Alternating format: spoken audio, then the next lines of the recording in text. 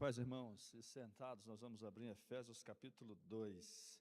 Enquanto você procura o texto bíblico, quero lembrar que no próximo sábado nós temos o nosso tradicional encontro de casais, uma palavra do Senhor para casais, o nosso encontro de famílias, envolvendo principalmente os nossos casais. Próximo sábado, mesmo a gente estando aí com reformas, com as coisas um pouco bagunçadas, não deixe de vir, será muito bem-vindo e certamente o Senhor vai continuar fortalecendo o seu casamento. Na entrada, não combinei com os pais, nem perguntei o nome, que falta de educação a minha, mas na entrada, um carinha, desse tamaninho, muito inteligente, sabe o nome de todas essas bandeiras. Ele está aqui ou ele foi para a salinha? Está aqui? Está na salinha, está. Se no final do culto der tempo, eu queria que ele viesse aqui, porque é extraordinário. Você sabe o nome de todas essas bandeiras? Qual a idade dele? 5 anos, ele sabe, tá? Quem sabe no final do culto você veja isso, tá? Se puder até pegar um pouquinho antes, seria maravilhoso para a igreja conhecer alguém. E ele já chegou dizendo, a bandeira da África do Sul, que eu nem sei qual é, tá de cabeça para baixo. Foi isso que chamou a atenção dele, tá? Viu, Leis, Felipe, a bandeira da África do Sul está de cabeça para baixo. São 2 desafios, descobrir qual é.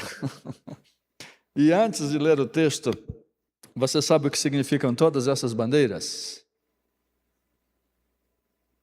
Essas bandeiras são países em que pelo menos uma oração por alguém que está nesta igreja foi feita.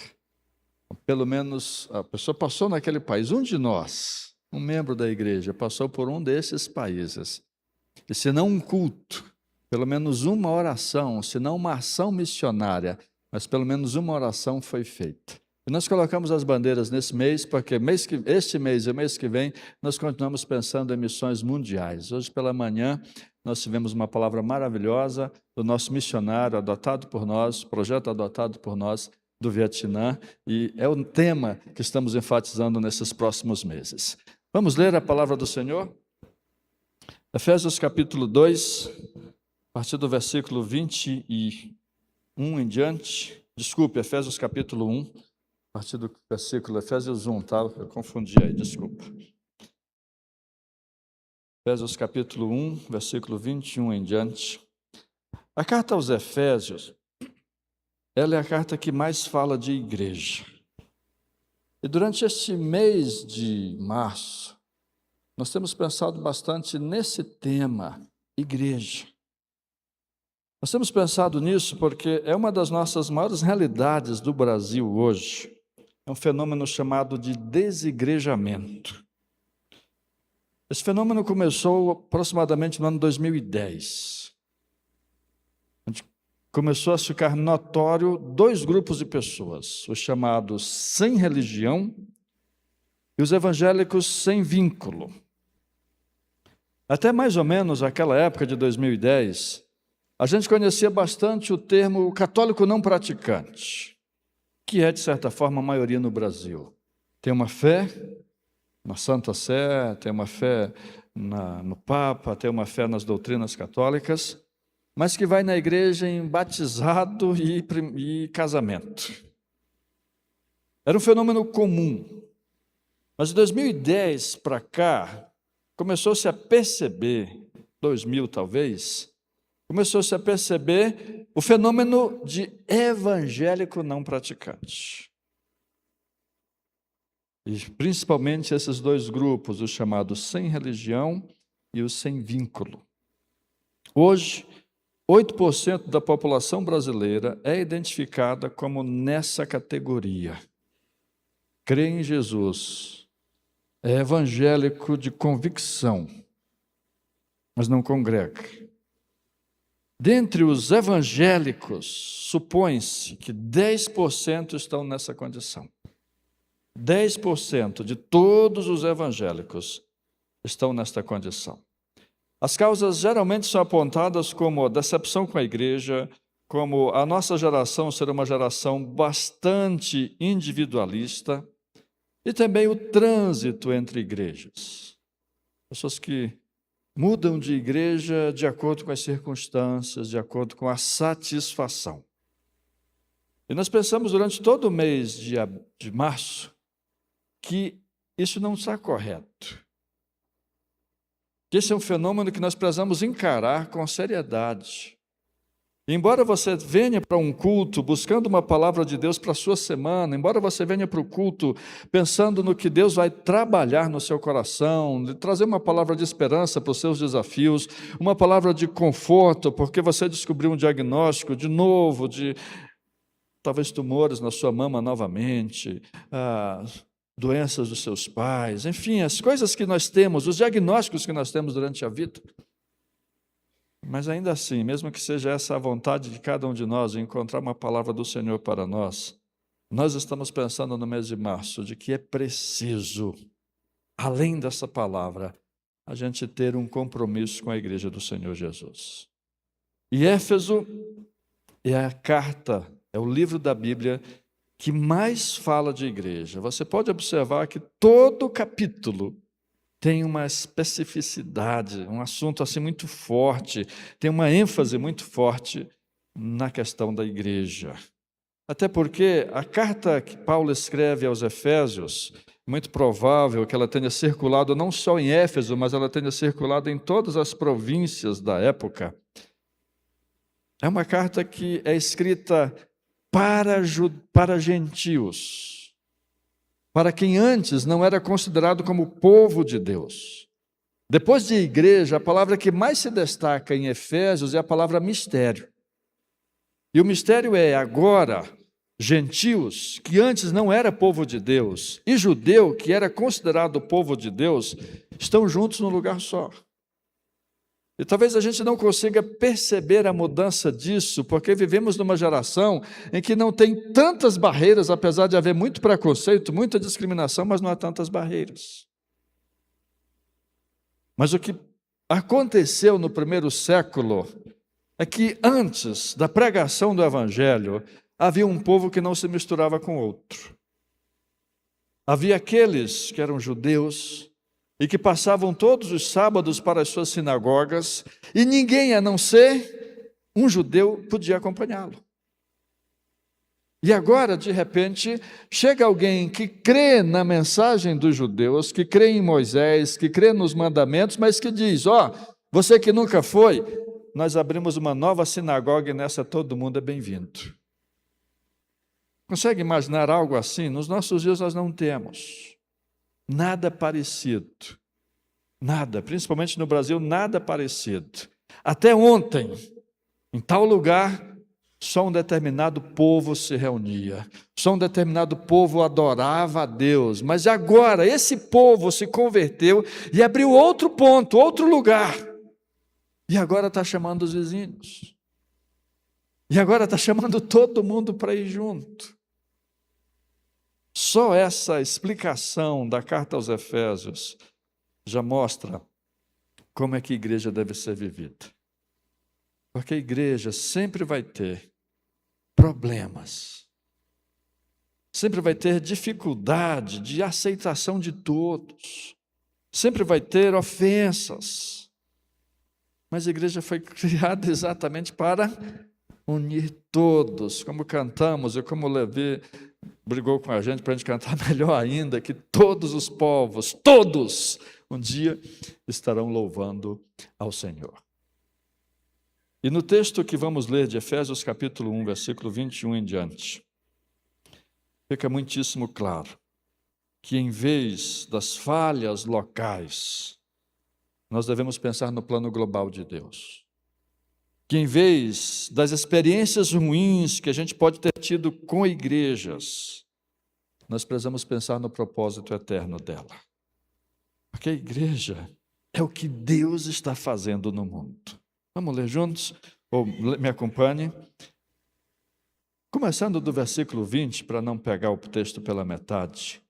Ele exerceu esse poder em Cristo. Deus exerceu esse poder em Cristo, ressuscitando dentre os mortos e fazendo-o sentar à sua direita nas regiões celestiais. E nessas regiões celestiais, Jesus está assentado, olha só, acima de todo principado. É a palavra grega arché ou arqué. ligada a governos, geralmente governos espirituais. O judeu entendia que no reino espiritual há sim o poder de Deus, mas há também outros poderes não iguais a Deus, não em competição contra Deus, mas que existem, que têm influência, que têm ação. Para o gentio que não conhecia Deus, é o que nós pensamos no mundo. Eu sou do tempo que a gente não podia ir para o rio, eu tomava banho no rio com meus 7, 8 anos de idade, e a gente nunca podia dizer, eu vou tomar o último mergulho.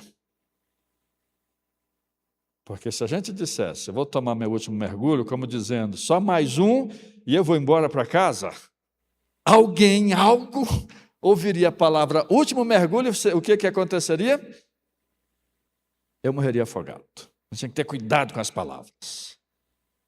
Se a sua sandália estiver virada, você tem que desvirar, porque isso pode trazer problemas. A sua mão está coçando, é dinheiro que você vai receber. Está difícil não coçar hoje, né? As mãos não coçam mais. Né, Lenice? Quando foi a última vez que a sua mão coçou? Essas coisas para o brasileiro é muito mais comum ele acreditar. Mas fora desse misticismo, tanto judeu quanto gentil dizia assim, a gente sabe que existe um poder espiritual, ainda que submisso a Deus, mas existe. Ainda que menor e controlado por Deus, existe, não está na palavra. Não é porque eu digo é o último mergulho que eu vou morrer, mas existe. Esse poder é chamado aqui de principado. Depois é chamado de potestade, exousias em grego, uma autoridade reconhecida. É dessa expressão, exousia, é de expressões como essa que a gente tem uma convicção que não está tão declarada na Bíblia, não existe um texto específico para dizer na Bíblia, mas são essas expressões que nos levam a crer que às vezes alguém precisa fazer uma oração de libertação para quebrar uma liberdade, uma autoridade que essa pessoa construiu sobre a sua vida. Eu lembro nas minhas experiências de uma jovem que com 15 anos, numa espécie de culto religioso, em que havia manifestações de possessão, uma pessoa possessa por um espírito que não é de Deus, disse, eu queria cuidar dela, e aquela mãe simplesmente disse, é para o bem? Tudo bem. E aquilo criou uma liberdade. Cerca de 6 anos depois, nós estávamos lá quebrando aquela liberdade, aquela autoridade reconhecida sobre a vida daquela pessoa. Lembro de termos acompanhado uma família que nada que fazíamos era suficiente para aquele homem parar de beber, parar de ser um embriagado.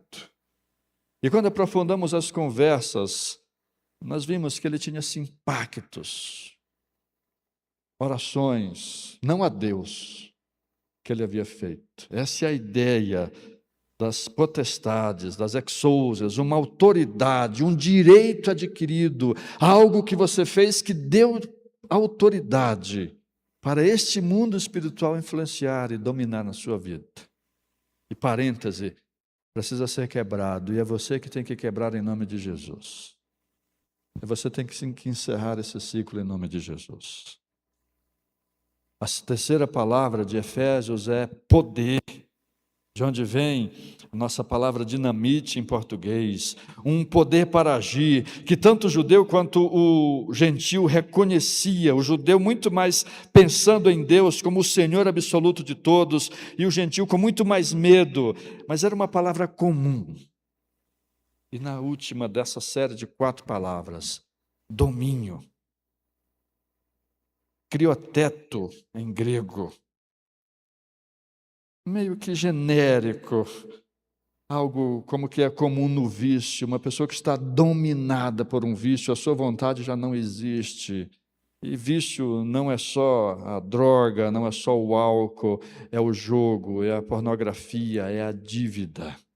Essas forças todas, esses conceitos todos, referindo-se ao mundo espiritual, O que o texto está dizendo é: Jesus está acima de todos eles, de todo nome, de toda possível manifestação de poder, ainda que submissa a Deus. Jesus está acima de tudo, não só no presente século, mas também no vindouro. E se Ele está acima de todas as coisas, o versículo 23, 22, termina fechando esse argumento de Paulo dizendo: e Ele sujeitou tudo, esses poderes, essas manifestações, essas portas abertas, seja para o bem, seja para o mal. Ele sujeitou todas essas coisas debaixo de Cristo. E para ser o cabeça sobre todas essas coisas, Cristo foi dado à igreja. É a igreja que tem autoridade, junto com Cristo, sobre todas essas manifestações de poder. É Ele que tem autoridade sobre todas essas influências, sobre essas realidades que não vemos, mas que sentimos. E mais, versículo 23. Ele, o qual é o seu corpo, a plenitude daquele que a tudo enche em todas as coisas. Eu não sei se você consegue sentir a força desse versículo, mas está dizendo que aqui, como na Family Church, como na Videira, como na Assembleia de Deus, como na Presbiteriana, como na Menonita, como em todas as igrejas cristãs reconhecidas, há a plenitude de Cristo. Paulo liga a igreja com Jesus, de tal maneira que no versículo anterior ele disse: nós somos o corpo, ele é a cabeça. Talvez a ilustração mais forte que a gente tenha disso na nossa geração seja aquele físico, Stephen Hawking. Se você assistiu o filme A Teoria de Tudo, você viu uma boa adaptação da biografia de Stephen Hawking. Um homem que foi perdendo todos os movimentos, todos. Mas a sua cabeça nunca parou. Ele foi inteligente a ponto de criar até uma metodologia em que ele podia digitar com o movimento dos olhos. Em um certo momento da vida ele já não podia mexer tanta coisa, só um dedinho, e com ele digitava e criou teorias fantásticas sobre os buracos negros e outras coisas. Por fim, somente o movimento dos olhos. A cabeça funcionava. Quem tem um parente com paralisia cerebral entende isso. É alguém perfeito no seu cognitivo, mas que tem um corpo que não responde. É uma ilustração muito boa para entender o que o texto está dizendo, que é assim, como se fosse uma separação entre a cabeça e o corpo. Nós conseguimos entender nos nossos dias essa perfeita separação entre a cabeça, entre o pensamento, entre a vontade e o corpo. E o que o texto está dizendo é isso. Cristo é o cabeça. É a razão de ser da igreja, é a mente da igreja, é a vontade da igreja. É aquele que é a plenitude sobre todos esses poderes. Paulo começa falando daquelas palavras que mencionei para dizer: Cristo está acima de tudo. Ele é a plenitude de tudo. Mas nós não o vemos, porque na sua vontade nós vamos ver a igreja. E aí eu espero que fique claro o motivo da gente estar pensando tanto em desigrejados no mês de março, porque nós não podemos pensar no corpo de Cristo como um corpo com paralisia cerebral, em que há uma mente, em que há uma vontade, em que há um poder, mas que não pode ser exercido porque não tem corpo. Nós não podemos pensar na igreja como o corpo do físico Stephen Hawking, que tem toda a inteligência, que tem toda a autonomia, toda a vontade, mas está num corpo que não responde. Nós não podemos pensar, como muitos têm pensado, que seja possível ser cristão sem igreja. Porque pensar em ser cristão sem igreja é exatamente separar o corpo da cabeça. E o argumento de Paulo é muito forte, porque ele começa dizendo, olha, Jesus está acima de tudo, mas a sua plenitude é manifesta, é revelada no seu corpo, que é a igreja. Nós não temos a menor possibilidade de aceitar um cristão que não congrega, um cristão que não é membro. Não tem como conciliar fé em Jesus sem igreja. E quando pensamos nisso, é muito mais do que frequência, porque o texto é bem claro em dizer que ele é o cabeça, nós somos o seu corpo, somos a manifestação dele no mundo. Hoje eu passei vergonha. Fiz uma visita, alguém nos procurou pelas redes sociais e pediu informações.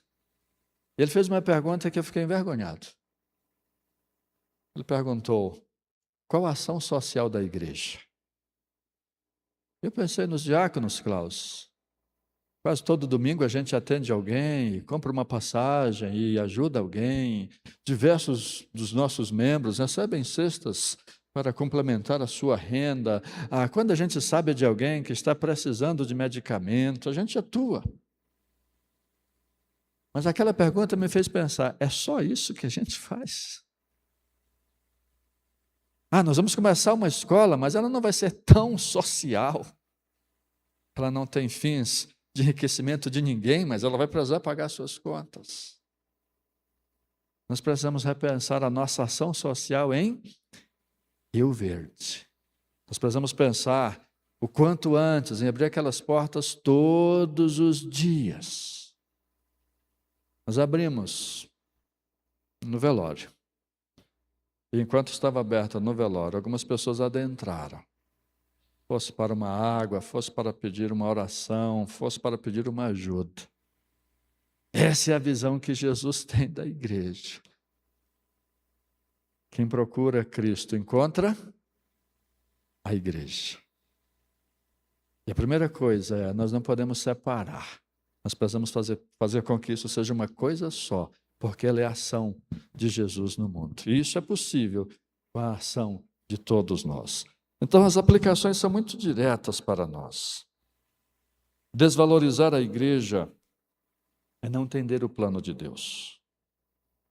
Não dá para crer em Cristo sem crer na igreja. Mas, pastor, a igreja tem tantas falhas. Eu já fui tão ferido. Não foi eu que saí, não, pastor. Foi a igreja que me expulsou. Não foi eu que quis sair. A igreja que deixou de me aceitar, eu nem sei por quê. Pensamentos assim, meu querido irmão, é separação. E a igreja não pode viver nessa separação, você precisa unir-se, porque a igreja é onde Cristo se torna visível. A sua dor, a dor que veio da igreja, não anula o seu valor. A igreja não é acessório, a igreja é central no plano de Deus. A palavra é plenitude. E aí nós temos visto isso ao longo de toda a história humana. Em 1949, acontece a Revolução Chinesa. Missionários são expulsos, a fé é proibida. Bíblias são confiscadas. Qual a igreja que mais cresce no mundo? Chinesa. Na antiga União Soviética, cristãos escreviam a Bíblia à mão. Era proibido ter. História do irmão André, o fundador da Missão Portas Abertas, um livro que eu desafio todo crente a não morrer antes de ler. o livro Contrabandista de Deus. Eu te desafio a não pensar em morrer antes de ler o Contrabandista de Deus. É uma história de como Deus agiu na igreja, naquele lugar. Sempre. A igreja prevalece sobre toda autoridade, como nós lemos, sejam autoridades espirituais, sejam autoridades humanas usadas pelas autoridades espirituais. Até na Coreia do Norte. Todos os desertores da Coreia do Norte, o pior país hoje para a fé, onde há menos liberdade, se encontra uma igreja lá. Os desertores testemunham que é uma igreja lá, viva. E uma igreja diferente, porque no Brasil o que é que a gente é estimulado?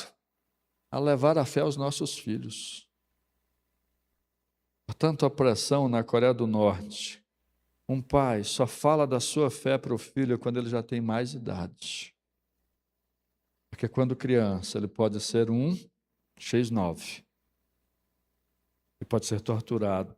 E pode levar os seus pais a serem torturados.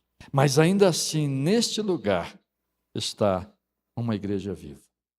E um grande exemplo de como a igreja é do Senhor Jesus, ele é toda essa autoridade. Eu já mencionei isso uma vez e vou tornar a mencionar. Um dos movimentos mais bonitos do mundo hoje é o movimento chamado de muçulmanos cristãos.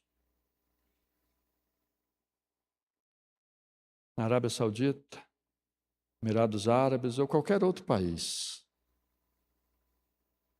um muçulmano lê na Sharia, lê no Alcorão sobre Isa ou Isa, sobre Jesus. E ele tem um sonho em que Jesus aparece e diz: eu sou Isa ou Isa, sou Jesus. Procura alguém que crê em mim. Imagina-se que há centenas de milhares, há milhões de muçulmanos cristãos. A maior parte está na Índia. Mas esse fenômeno existe em todo o mundo. Pessoas que estão se convertendo sem uma igreja para pregar. Porque Jesus está fazendo o que ele tem que fazer, mesmo quando a igreja não atua, não pode atuar. Muçulmanos cristãos. E assim a gente ouviu hoje pela manhã sobre a Ásia, sobre a gente fazer uma viagem daqui para a Ásia, comprar uma passagem de avião de R$10.000, passar 30 horas dentro de avião, 2 voos de 15 praticamente, para fazer o que lá? Orar. Existem hoje muitos cristãos que simplesmente oram para Deus mandar sonhos. Deus é soberano. É o que ele disse, é o que está escrito em Efésios. Ele é o cabeça onde há toda a plenitude sobre potestades, sobre poderes, sobre tudo. E os muçulmanos cristãos são um dos fenômenos que mais explica isso hoje. E para pensar nisso, eu gostaria de um dia trazer aqui a Mona. Quem sabe a gente não traga ainda este ano. A Mona é uma iraniana. Se converteu do islamismo no Iraque. Iraquiana, desculpe. E veio para o Brasil. A nossa missionária na Vila Minha Pátria. E a primeira coisa que a Mona achou diferente no Brasil foi igrejas. E quando ela foi se aprofundando no Brasil e foi vendo nós, os crentes, que não temos tanto compromisso com a igreja, ela disse: eu não consigo imaginar. Era a coisa que a gente mais queria no Iraque.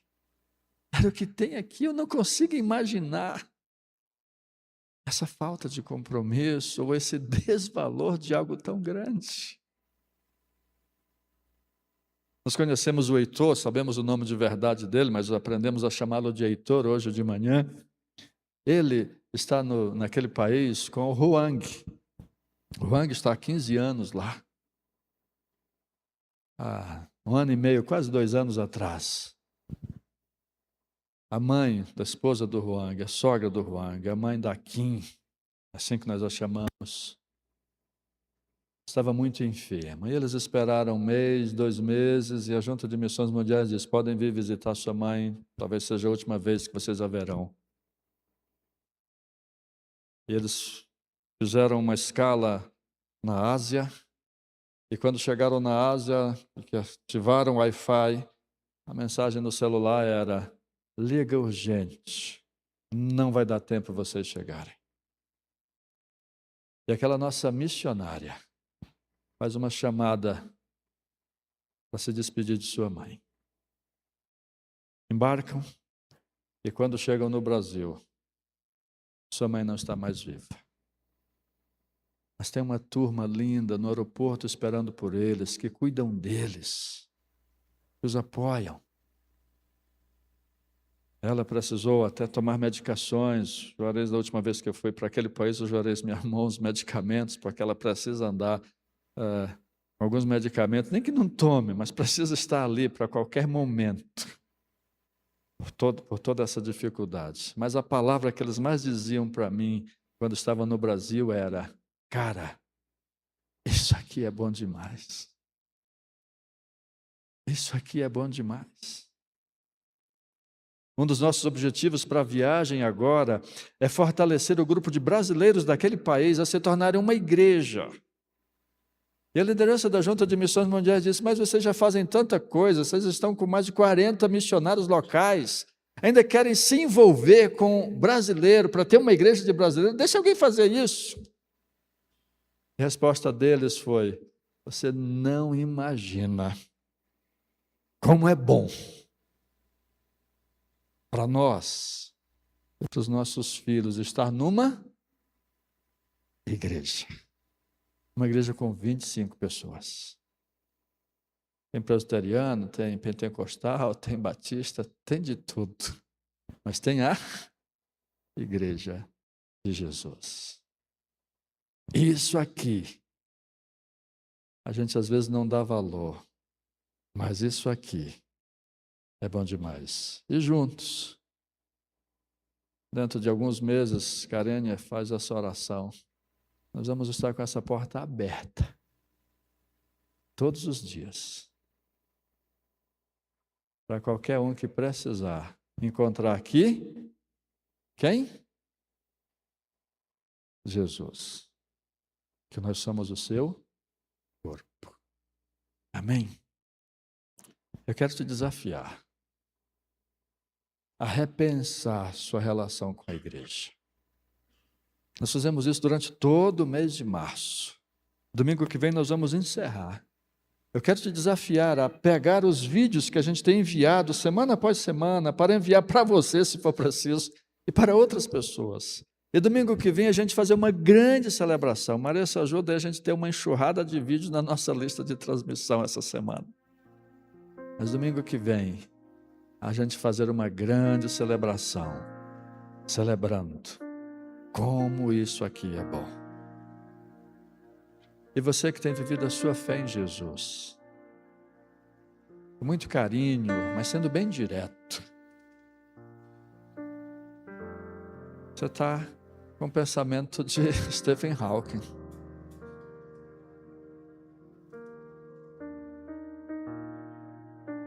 Ter o corpo saudável.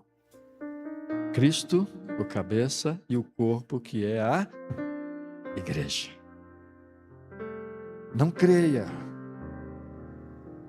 na falta de verdade de que é possível ser cristão sem igreja. Não creia nisso. E dedique-se, use os seus dons, seus talentos, aqui, onde Deus te mandar, para sermos a plenitude do corpo dele neste mundo. Amém? Eu te desafio, te convido a ser igreja, a experimentar a plenitude que há em Cristo Jesus. E nós vamos cantar dizendo que é bom, há lugar, e é bom estar aqui.